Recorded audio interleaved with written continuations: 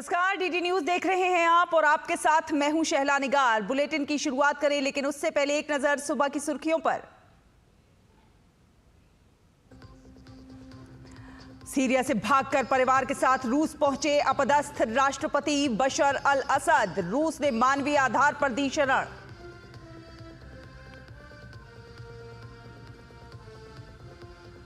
प्रधानमंत्री नरेंद्र मोदी आज जयपुर में राजस्थान वैश्विक निवेश सम्मेलन 2024 में होंगे शामिल। पानीपत में बीमा सखी योजना का करेंगे शुभारंभ।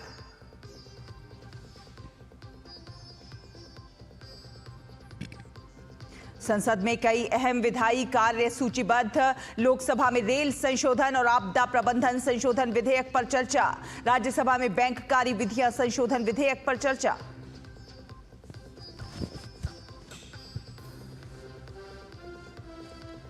बांग्लादेश में हिंदुओं पर हमले के बीच विदेश सचिव विक्रम मिस्त्री का दौरा। आज अपने समकक्ष मोहम्मद जशीमुद्दीन से करेंगे वार्ता। और खेलों में शतरंज विश्व चैंपियनशिप में डी गुकेश ने एक अंक की महत्वपूर्ण बढ़त की हासिल। चीन के डिंग लिरेन के बीच 12वें दौर की बाजी आज।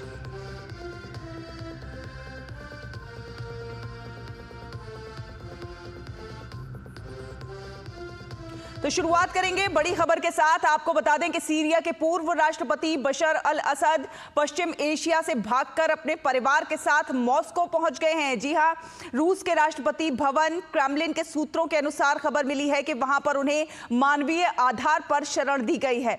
बशर अल असद को राजधानी दमिश्क का नियंत्रण अबू मोहम्मद अल जोलानी के नेतृत्व में विरोधी गुटों के हाथों में आने के बाद देश छोड़ना पड़ा है। इसके साथ ही सीरिया में दशकों से चला आ रहा असद शासन अब समाप्त हो गया है। सीरिया की राजनीतिक स्थिति में तेजी से हुए बदलाव ने क्षेत्रीय स्थिरता में अरब देशों की चिंता बढ़ा दी है। इजराइल पर 7 अक्टूबर 2023 को हमास के नेतृत्व में हुए हमले और उसके बाद गाजा में संघर्ष से पैदा तनाव के बीच ये चिंता और भी ज्यादा गंभीर हो गई है। बशर अल असद के सीरिया छोड़ने के साथ ही नाटकीय रूप से वहां से रूस की वापसी भी हो गई है। रूस ने विपक्षी समूहों के विरुद्ध असद की सहायता के लिए 2015 में सीरिया में सैन्य टुकड़ियां तैनात की थी। सीरिया अभी तक रूस का मजबूत सहयोगी रहा है और वो यूक्रेन में रूस के सैन्य अभियान का समर्थन करता रहा है। विश्व के अन्य नेताओं ने सीरिया में असद सरकार के पतन के बाद अब ये आशा जताई है कि वहां पर जल्दी ही स्थिति जो है वो सामान्य हो जाएगी। सीरिया की स्थिति सामरिक रूप से बेहद महत्वपूर्ण मानी जाती है। ऐसे में विश्व के नेताओं ने हालात की निगरानी के साथ ही वहां के लोगों को मदद का आश्वासन दिया है। तो आपको बड़ी खबर बता रहे हैं, सीरिया से भागकर मॉस्को पहुंचे हैं बशर अल असद। मानवीय आधार पर दी गई है शरण। सीरिया के पूर्व राष्ट्रपति बशर अल असद पश्चिम एशिया से भागकर अपने परिवार के साथ मॉस्को पहुंच गए हैं। रूस के राष्ट्रपति भवन क्रेमलिन के सूत्रों के अनुसार मिली जानकारी है ये। वहां पर उन्हें मानवीय आधार पर शरण दी गई है। बशर अल असद को राजधानी दमिश्क का नियंत्रण अबू मोहम्मद जोलानी के नेतृत्व में विरोधी गुटों के हाथों में आने के बाद ये देश छोड़ना पड़ा है। आपको बता दें, इसके साथ ही सीरिया में दशकों से चला आ रहा असद शासन अब समाप्त हो गया है। सीरिया की राजनीतिक स्थिति में तेजी से बदलाव हुए हैं और उसने क्षेत्रीय स्थिरता में अरब देशों की चिंता और ज्यादा बढ़ा दी है। इजराइल पर 7 अक्टूबर 2023 को हमास के नेतृत्व में हुए हमले और फिर उसके बाद जिस तरह से गाजा में संघर्ष से पैदा हुआ था तनाव, उसके बीच ये जो चिंता है वो और भी ज्यादा गंभीर हो गई है। बशर अल असद के सीरिया छोड़ने के साथ ही नाटकीय रूप से वहां से रूस की वापसी भी हो गई है। सीरिया के पूर्व राष्ट्रपति बशर अल असद पश्चिम एशिया से भागकर अपने परिवार के साथ मॉस्को पहुंच गए हैं। बड़ी खबर हम आपको बता रहे हैं, रूस ने विपक्षी समूहों के विरुद्ध असद की सहायता के लिए 2015 में सीरिया में सैन्य टुकड़ियां तैनात की थी। सीरिया अभी तक रूस का मजबूत सहयोगी रहा है और वो यूक्रेन में रूस के सैन्य अभियान का समर्थन भी करता रहा है। विश्व के अन्य नेताओं ने भी सीरिया में असद सरकार के पतन के बाद अब ये उम्मीद जताई है कि वहां पर अब जल्दी ही स्थिति सामान्य होने लगेगी। तो विश्व के तमाम नेताओं की जो प्रतिक्रियाएं सामने आ रही हैं, उन्होंने सीरिया में असद सरकार के पतन के बाद अपनी आशा व्यक्त की है कि वहां पर स्थिति जल्द सामान्य होगी। सीरिया से भागकर मॉस्को पहुंचे हैं बशर अल असद। मानवीय आधार पर उनको वहां पर शरण दी गई है। सीरिया की स्थिति सामरिक रूप से अगर देखी जाए तो बेहद महत्वपूर्ण मानी जाती है और ऐसे में विश्व के तमाम नेताओं ने हालात की निगरानी के साथ ही वहां के लोगों की मदद का आश्वासन दिया है। तो तमाम देशों के जो बड़े नेता हैं, उनकी प्रतिक्रियाएं जो सामने आ रही हैं, उसमें सीरिया में असद सरकार के पतन के बाद अब ये उम्मीद जताई जा रही है कि वहां पर जल्द से जल्द स्थिति अब सामान्य होने लगेगी। सीरिया की स्थिति अगर हम कहें सामरिक रूप से देखें तो बेहद महत्वपूर्ण मानी जाती है और ऐसे में विश्व के तमाम नेता हालात की निगरानी कर रहे हैं और वहां के लोगों को और वहां की जो आम जनता है उनको मदद का आश्वासन दिया है। तो बड़ी खबर आपको बता रहे हैं, परिवार के साथ मॉस्को पहुंचे हैं बशर अल असद।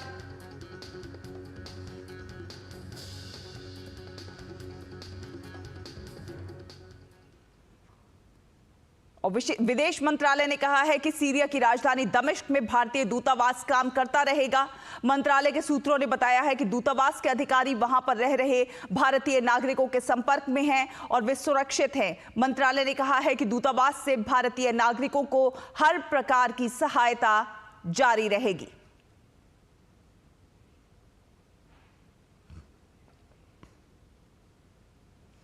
और चलिए आप रुख करते हैं कुछ अन्य खबरों का। आपको बता दें कि राइजिंग राजस्थान की मेजबानी के लिए जयपुर सज धज कर तैयार हो गया है और इस 3 दिवसीय समिट का उद्देश्य राज्य में देशी और विदेशी निवेश को आकर्षित करना है। प्रधानमंत्री नरेंद्र मोदी सोमवार 9 दिसंबर यानी आज इस समिट का उद्घाटन करेंगे। आपको दिखाते हैं जयपुर से हमारे संवाददाता विशाल बैरिस्टो की ये रिपोर्ट।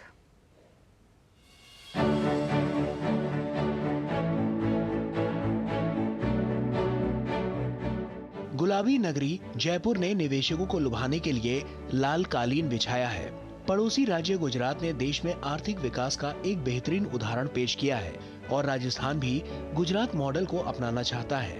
राजस्थान सरकार को राइजिंग राजस्थान से काफी उम्मीदें हैं। 23 के अंदर चुनाव हुआ, भारतीय जनता पार्टी की सरकार को जनता ने आशीर्वाद दिया। अब हमारा लक्ष्य है ये हमारी जिम्मेदारी भी है कि हम राजस्थान के अंदर एक बहुत बड़ा परिवर्तन लेकर आए और बड़े परिवर्तन की शुरुआत तुरंत हो जानी चाहिए। इसीलिए पहले ही वर्ष में डबल इंजन की सरकार की ताकत से हमने इन्वेस्ट समिट रखा है, राइजिंग राजस्थान उसका नाम है। इसको ग्लोबल समिट हमने बनाया ताकि प्रधानमंत्री मोदी जी के लक्ष्य में हमारा यानी राजस्थान का भी पूरा का पूरा योगदान रहे। सम्मेलन में देश विदेश की कंपनियां भाग ले रही हैं। यहाँ लगाई गई प्रदर्शनी में रक्षा क्षेत्र के लिए काम करने वाले स्टार्टअप भी भाग ले रहे हैं। Unmanned ground vehicle basically multiple payloads के डिजाइन है। यहाँ पे अभी लोगों ने फायर फाइटिंग का पेलोड लगाया हुआ है। अखनूर के अंदर हम लोगों ने जो रोबोट वहाँ पे प्रोवाइड किया था, वहाँ पर रोबोट को एक वेपन स्टेशन के साथ में दिया था, जिसमें एक पीकेटी माउंट था।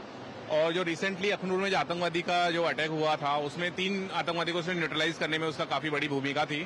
वो रोबोट एक पीकेटी ऑटोनोमस वेपन सिस्टम के साथ में माउंटेड था। हाँ, एग्जैक्टली यही वाला माउंटेड था। उसके साथ में उसमें कैमरास थे, थर्मल इमेजिंग कैमरा सेंसर्स के थ्रू दूर से अराउंड 300-400 मीटर दूर से उसको ऑपरेट किया गया और वहां पे उसके साथ में फायरिंग भी की गई और 3 जो आतंकवादियों को न्यूट्रलाइज करने में उसने काफी हेल्प भी की। विदेशी भागीदारी की अगर बात की जाए तो आधुनिक मशीनरी और नवीनतम प्रौद्योगिकी के क्षेत्र काम करने वाली कुछ ऐसी ही कंपनियां भी हैं जिनके प्लांट नीमराणा राजस्थान में स्थित हैं। It is I work in India, Nidec Corporation, Nidec India. So it is about for 2.5 years. So it is I work in Nimrana factory. There we provide so many kinds of motor. So it is we make in India. So from Rajasthan. So it is in the future. So it is more investment. So in Nimrana factory. इस 3 दिवसीय सम्मेलन का उद्घाटन आज प्रधानमंत्री नरेंद्र मोदी करेंगे।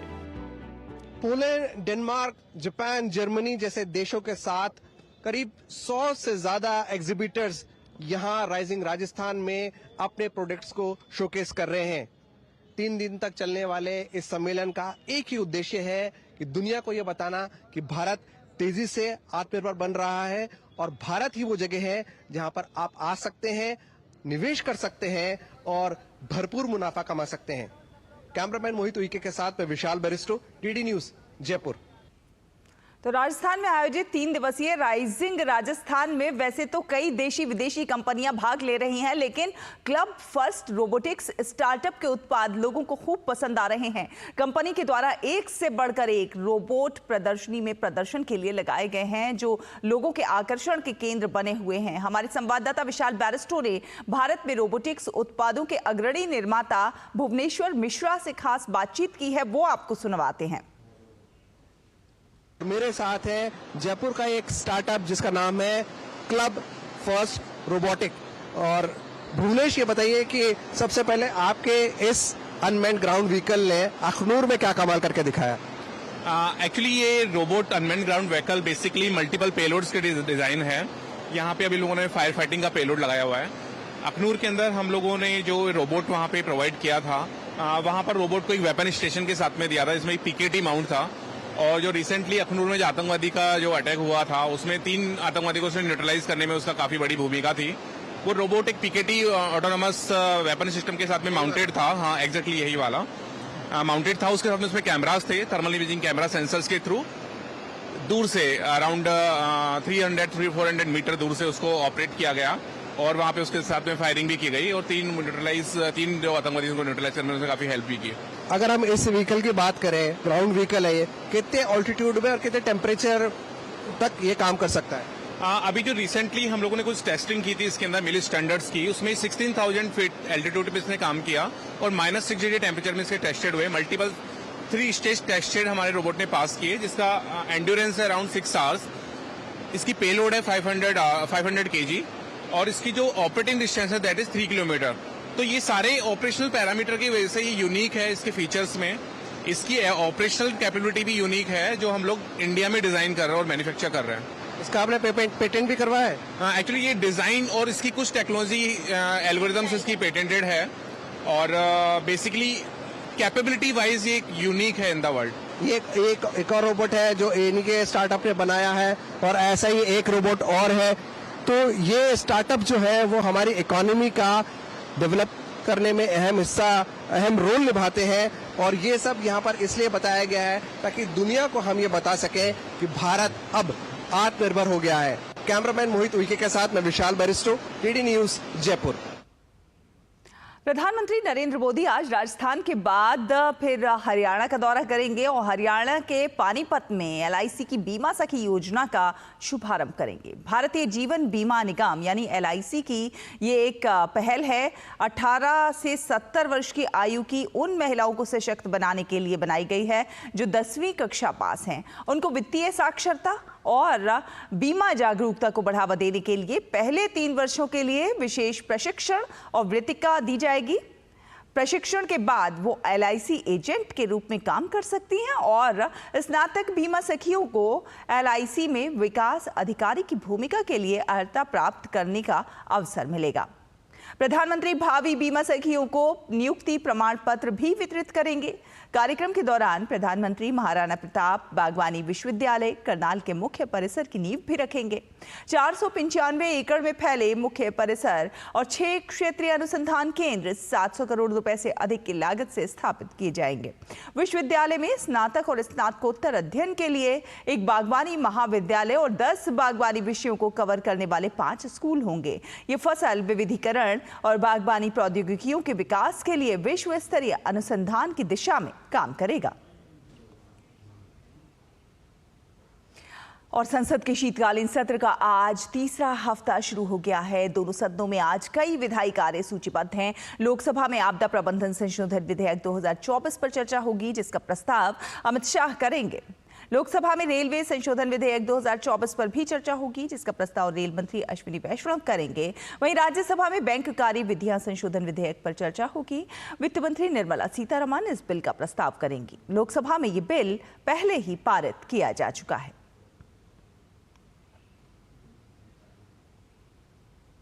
और रक्षा मंत्री राजनाथ सिंह आज रूस के दौरे पर भारतीय नौसेना के नवीनतम multi rolled stealth guided missile frigate INS Tushil को कलिनिनग्राद स्थित यंत्र शिपयार्ड से नौसेना में शामिल करेंगे। इस समारोह में नौसेना प्रमुख एडमिरल दिनेश के त्रिपाठी भी रक्षा मंत्री के साथ रहेंगे। रक्षा मंत्री राजनाथ सिंह कल रूस के दौरे पर मॉस्को पहुंचे। रूस दौरे पर रक्षा मंत्री द्वितीय विश्व युद्ध के दौरान मारे गए सोवियत सैनिकों के सम्मान में मॉस्को में अज्ञात सैनिक के मकबरे पर श्रद्धांजलि अर्पित करेंगे। रक्षा मंत्री भारतीय समुदाय के सदस्यों के साथ बातचीत भी करेंगे। इसके अलावा वे कल अपने समकक्ष एंड्री बेलासोव के साथ भारत रूस अंतर सैन्य और सैन्य तकनीकी सहयोग पर सरकारी आयोग की 21वीं बैठक की सह अध्यक्षता करेंगे। और ढाका विदेश सचिव विक्रम मिस्त्री आज बांग्लादेश की यात्रा पर जाएंगे। शेख हसीना को बांग्लादेश की सत्ता से अपदस्थ किए जाने के बाद ये उनका पहला उच्च स्तरीय दौरा होगा। विदेश मंत्रालय के प्रवक्ता रणधीर जायसवाल ने बताया है कि विदेश सचिव ढाका में विदेश कार्यालय परामर्श के अंतर्गत एक बैठक में भाग लेंगे। वे कई अन्य बैठकों में भी भाग लेने के अलावा बांग्लादेश के विदेश सचिव के साथ बातचीत करेंगे।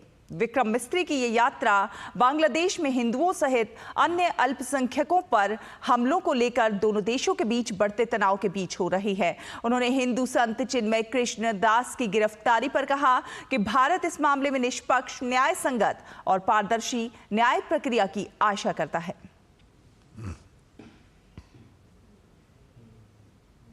और बहरीन के दौरे पर गए विदेश मंत्री डॉक्टर एस जयशंकर आज चौथे भारत बहरीन उच्च संयुक्त आयोग में शामिल होंगे।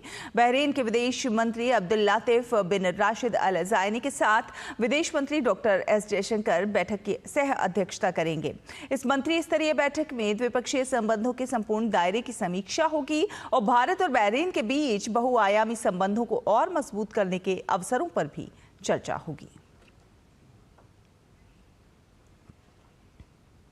विदेश मंत्री डॉक्टर एस जयशंकर मनामा में IISS सम्मेलन से इतर कई देशों के नेताओं से मुलाकात भी उन्होंने की।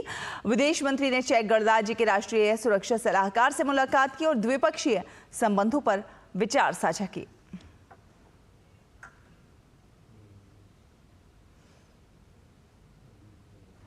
विदेश मंत्री एस जयशंकर ने लाल सागर में यूरोपीय संघ के मिलिट्री ऑपरेशन के कमांडर रियर एडमिरल वासिलियुस ग्रिप्रेस के साथ समुद्री सुरक्षा पर बातचीत की।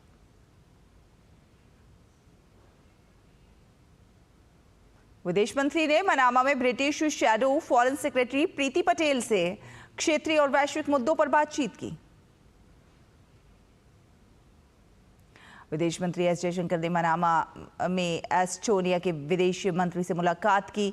मुलाकात के दौरान दोनों नेताओं ने द्विपक्षीय सहयोग को आगे बढ़ाने और यूक्रेन की हालत में चर्चा की।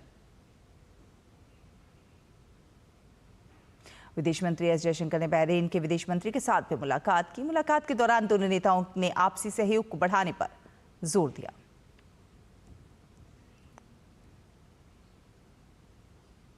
और बात करें मौसम की, तो मौसम विभाग ने आज देश के कई हिस्सों में आंधी, तूफान, कोहरे और शीतलहर की आशंका जताई है।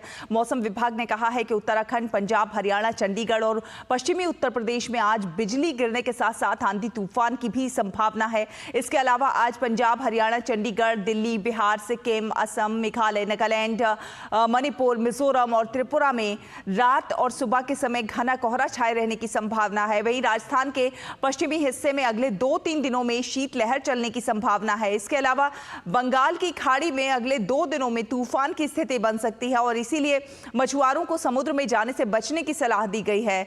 इससे पहले रविवार शाम दिल्ली NCR में हल्की बारिश हुई है।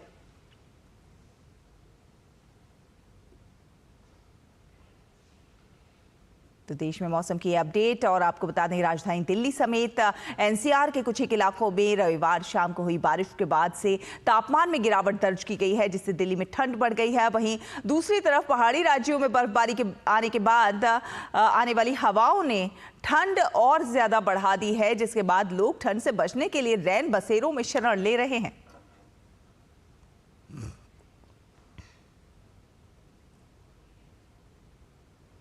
और हिमाचल प्रदेश के मनाली में सीजन की पहली बर्फबारी देख पर्यटकों के चेहरे खिल गए। मनाली घूमने आए सैलानी भी बर्फबारी का आनंद उठाते हुए दिखाई दिए। बर्फ के हल्के फाहे के बीच खड़े होकर पर्यटकों ने बर्फबारी का मजा उठाया। शिमला समेत ऊंचाई वाले इलाकों में भी हल्की बर्फबारी का दौर शुरू हो गया है। किसान, बागबान और पर्यटन कारोबार से जुड़े लोग भी कुछ दिनों से बर्फबारी का इंतजार कर रहे थे। इससे स्थानीय लोगों की आमदनी बढ़ती है और फसलों की पैदावार भी बेहतर होगी।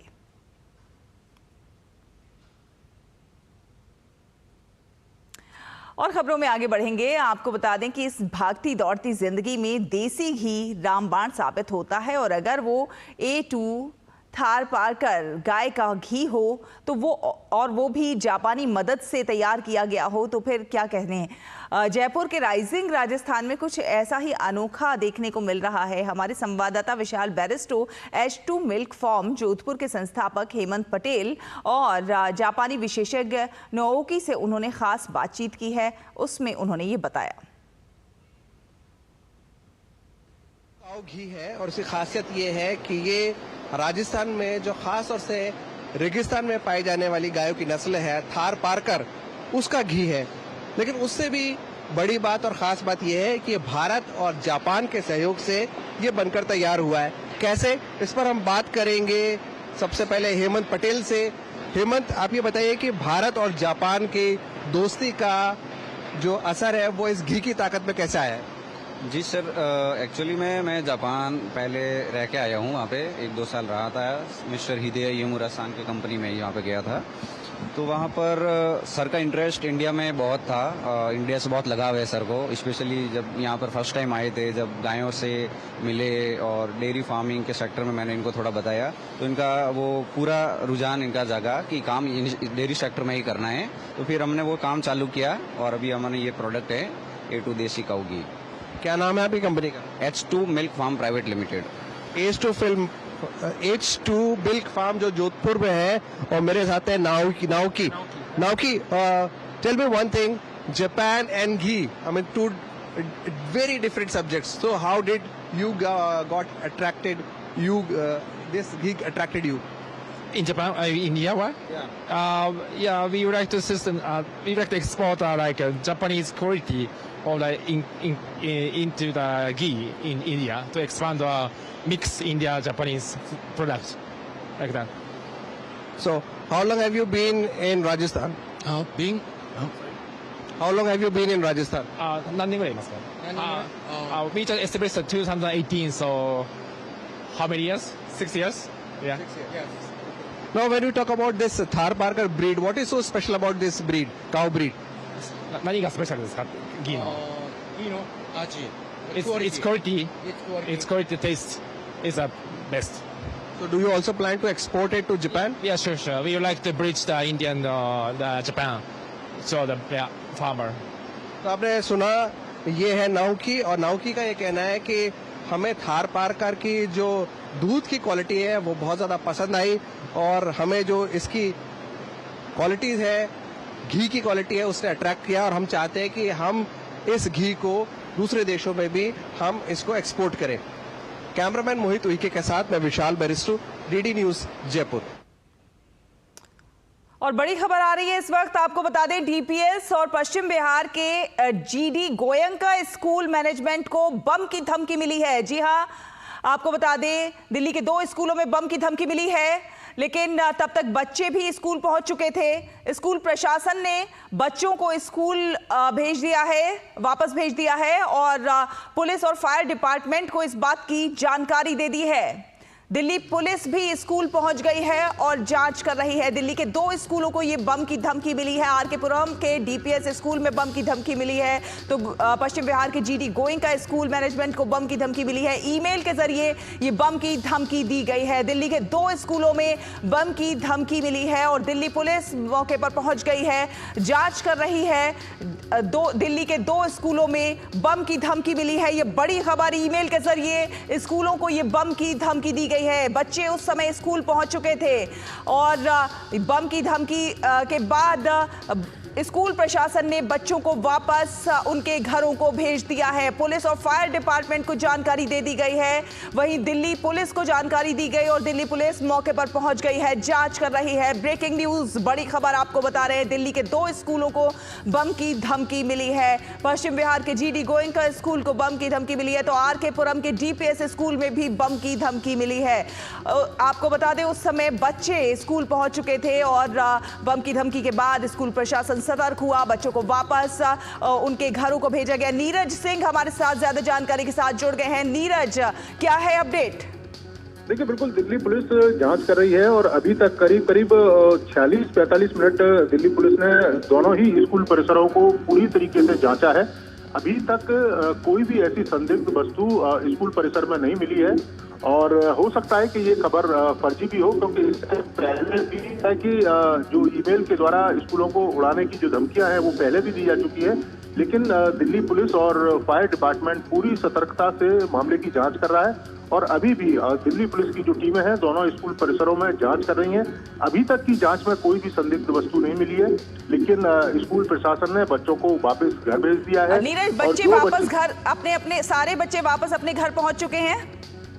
देखिए, बिल्कुल जो बच्चे हैं वो घर के लिए रवाना हो गए हैं और उम्मीद की जा रही है, क्योंकि कई इलाकों से बच्चे दूर दूर के इलाकों से आते हैं और वो अपने घरों पर पहुंच जाएंगे। लेकिन स्कूल प्रशासन ने ये कह दिया है कि आप अपने घरों को वापस चले जाइए जब तक मामले की जांच चल रही है। और अब दिल्ली पुलिस और इसके अलावा बम स्क्वाड की जो टीम है वो पूरे इलाके में जांच कर रही हैं और ये भी देख रहे हैं कि कहीं ऐसा नहीं हो कि कोई भी परिसर अछूता रह जाए या जो पुलिस की टीम है ये भी बताइए नीरज, क्या दिल्ली पुलिस को अभी तक कुछ हासिल हुआ है? देखिए, अभी तक कुछ भी हासिल नहीं हुआ है, ना ही कोई संदिग्ध चीज दोनों ही स्कूल परिसरों में मिली है। लेकिन दिल्ली पुलिस की टीम अभी भी मौके पर मौजूद है और वो लगातार हर कह सकते हैं कि परिसर के हर कोने की जो जांच है वो कर रही है। अभी तक दिल्ली पुलिस को कुछ नहीं मिला है, लेकिन दिल्ली पुलिस का ये कहना है कि जब तक पूरी तरीके से दोनों ही स्कूल परिसरों को जांच नहीं कर लिया जाएगा या जब तक पूरी तरह से छानबीन नहीं कर ली जाएगी तब तक दिल्ली पुलिस जांच करती रहेगी। और इसके साथ साथ ही जो दिल्ली के जो वरिष्ठ जो पुलिस के अधिकारी हैं उनको भी इन्फॉर्म कर दिया गया है, क्योंकि आपको शाला पता है इससे पहले भी इस तरह की जो धमकियां हैं वो मिली है। अफरा तफरी का माहौल हुआ था दिल्ली के अंदर, कई सारे स्कूलों में धमकियां मिली थी और जब जांच की गई थी पता लगा था कि वो धमकियां फर्जी थी। लेकिन दिल्ली पुलिस का ये कहना है कि वो गंभीरता से इस मामले की जांच कर रही है। जांच के बाद ही पता लगेगा। और बिल्कुल दिल्ली पुलिस सतर्क है और किन लोगों ने ईमेल किया है और कौन लोग हैं जिनकी मंशा इस तरह से बिल्कुल इसकी जांच होगी और उस पर कार्रवाई होगी। फिलहाल बहुत बहुत धन्यवाद नीरज हमारे साथ जुड़ने की, ये अपडेट हमारे दर्शकों से साझा करने के लिए। तो फिलहाल इस बुलेटिन में इतना ही, लेकिन डीडी न्यूज पर खबरों का सफर लगातार जारी रहेगा। आगे आप देखेंगे नया सवेरा। मुझे दीजिए अनुमति, नमस्कार।